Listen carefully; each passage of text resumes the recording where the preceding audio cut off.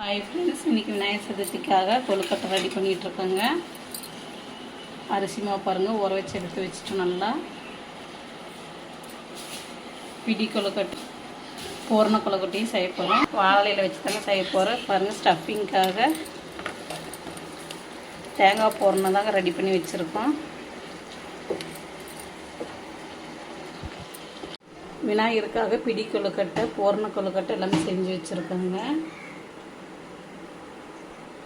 வெந்துட்டுருக்கு.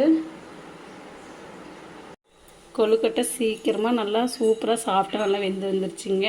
10 நிமிஷம் நல்லா வேக வச்சு எடுத்துட்டோம். இப்போ எடுத்து சாமிக்கு வந்து நம்ம நெய்வேத்தியமாக வச்சிடலாம். கொழுக்கட்டை நல்லா வெந்துருச்சுங்க. இப்போ எடுத்துட்டோம்.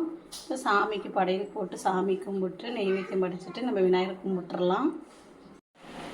இப்போ கையிலே வந்து நம்ம வந்து மாவு பிசைஞ்சு வச்சுட்டோங்க. பூரணம் வச்சுட்டோம். இப்போ வாழையில் வச்சு மடைச்சிட்டு நம்ம இட்லி ஆவியில் வச்சு வேக வச்சுக்கலாம். இப்போ பாருங்கள், வச்சுட்டோம்.